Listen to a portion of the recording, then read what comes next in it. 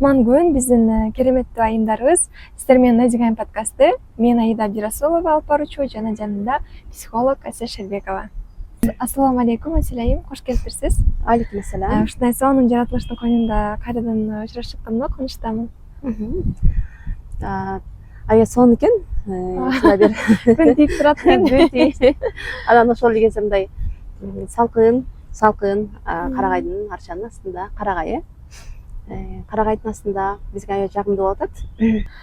Бүгүн биз кадимкидей эле аялдар жана үй бүлө, негизи эле ошол темага байланыштуу сүйлөшөбүз. Азыркы күндө аялдар көбүнчө жумушка чыгып кетишти да. Жумушка чыгып кетиш дегенде үйдө аял, көчөдө эркек болуп, ушундай активдүү жашоону сүрүп атышат, бирок ошол эле учурда өзүнүн убактысы жок, же болбосо убакыт тапса дагы, мисалы үчүн эркекте күйөөм иш кылбайт, үйдө жатып алган, эмне кылсам болот деген айымдар бар да. Мен эле кылып жүрөм, мен эле карап жүрөм, мен эркек болуп калдым деген сыяктуучу. Ошолорго кандай кеңеш айтар элеңиз аялдарга? Эркек аялдын мындай мамилеси боюнча бул эми эркектердин түйшүгүн моюнга алып алуу аялдар үчүн бул аябай оор. Андан аялдар канча акча таппасын, канча нерсени бүтүрбөсүн, бирок бул жерде ал аял эч качан өзүн тынчтыкта, бактылыкта сезбейт.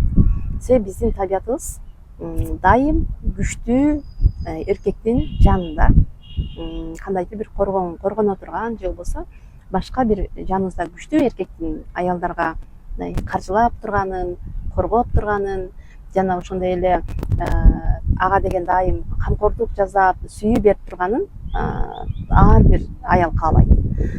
Болгону мунун аркасында өтө чоң бир көйгөйлөр болушу мүмкүн. Мисалы, эмне үчүн ал эркек үйдө отуруп калды, же болбосо эмне үчүн бул аял мисалы көчөгө чыгып өзү иштеп атат, эмне үчүн деген нерсе бар да.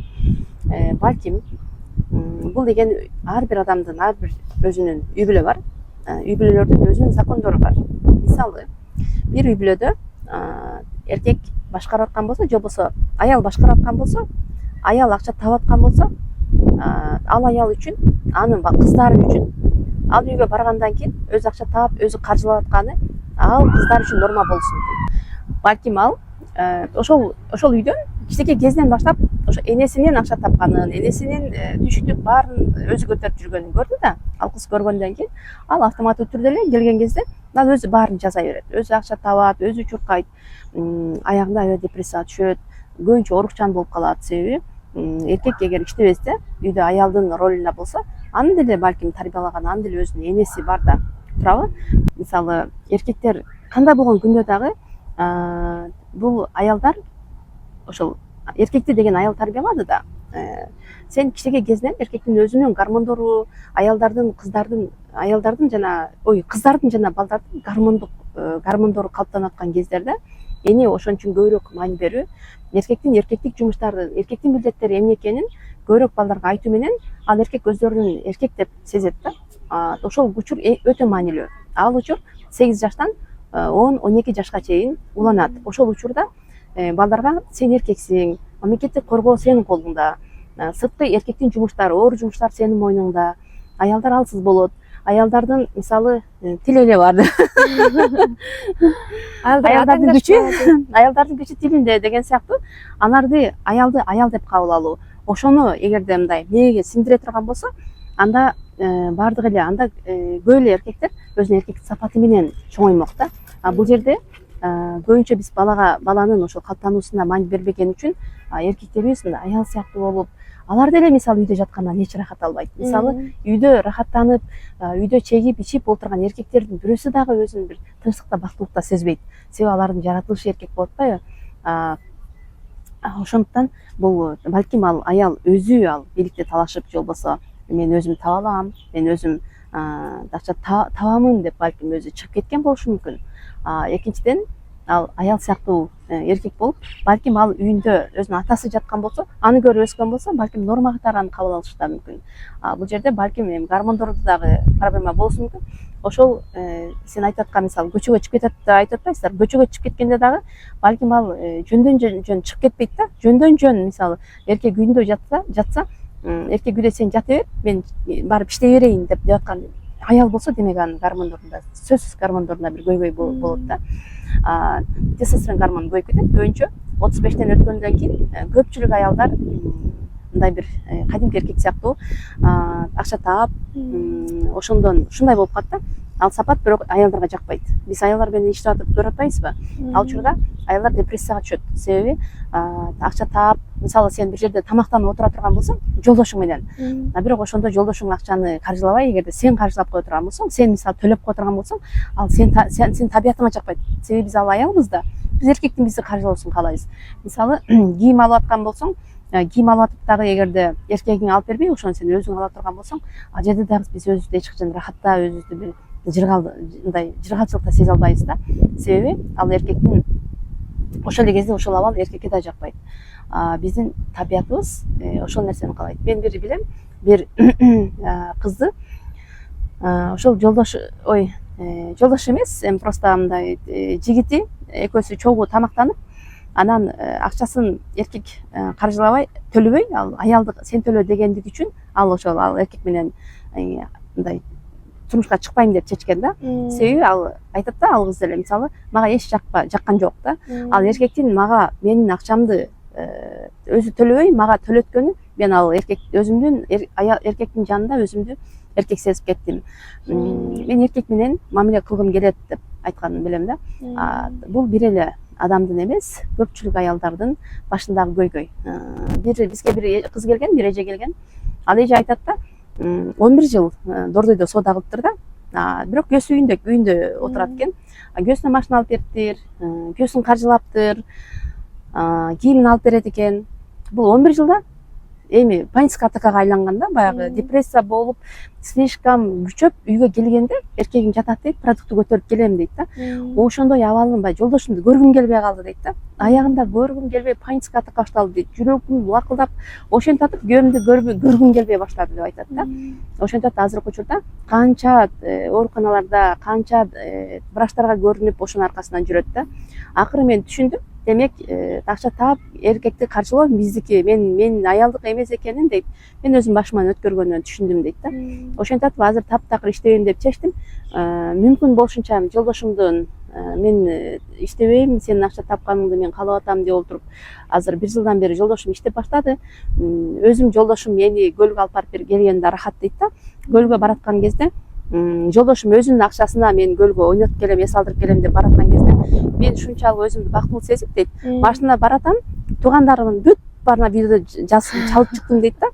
Мен деген алып кетип атат, жездеңер эс алдырган алып кетип атат деп баарына мактанып, ушундай эркектин каржылаганы рахат экен деп айтып атат да. Мен ошол рахатты жолдошума каржылаганда ушундай сездим депчи.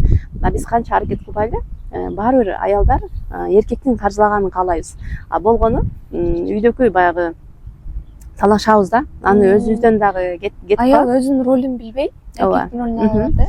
Өзүбүздүн ролубуз мисалы көбүнчө мисалы сырттан караганда балким мен дагы элде ойлошу мүмкүн, биздин кыздар Асиреже өзү иштеп жүрөт, ана мындай. Бирок биз иштеген менен үйдөгү мисалы продуктаны башканы мен эч качан өзүм мойнума алган эмесмин да. Аны жолдошум, баардык жолдошум өзү каржылайт да.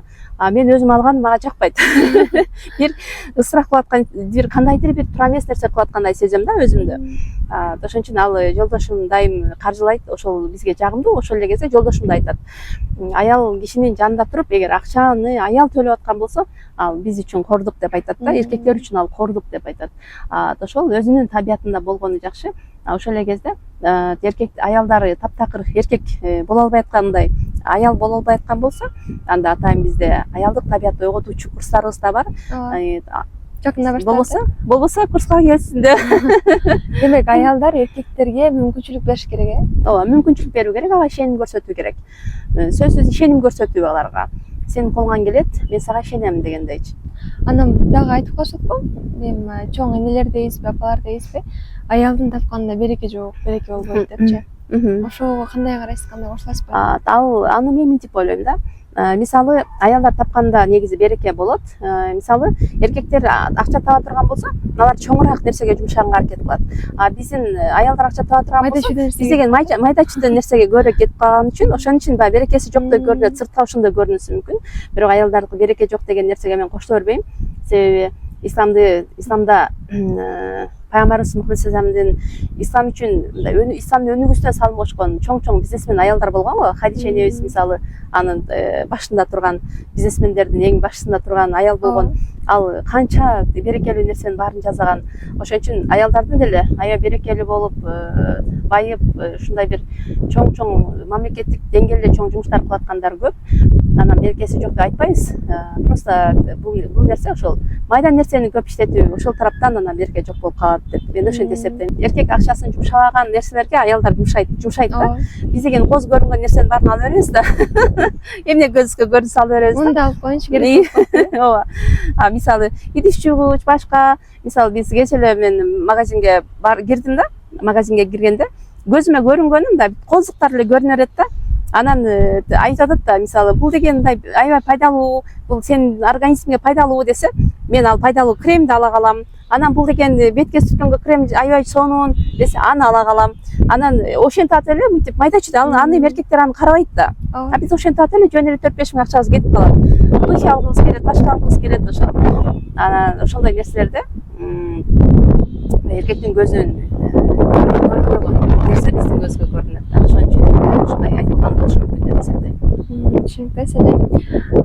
Демек биз аялдар өз ордубузду эле билсек, эркек киши дагы өзүнүн ордун билип ролун аткарат үй бүлөдө. Ошол кезде сөзсүз эркектердин баардыгы мактап турганды, дук бергенди жакшы көрүшөт да. Айымдар, сиздерге бул чыгарылышыбыз пайдалуу болсо, комментарийге сөзсүз түрдө жазыңыздар. Эмнеси жакты, эмнеси жакпады, же болбосо кийинки чыгарылышта кандай темаларды алып чыгышыбыз сиздердин комментарийиңизге байланыштуу болот. Анда эмесе сизге да келип туруңузга чоң рахмат. Сиздерге дагы. Көрүшкөнчө саламатта болуңуздар.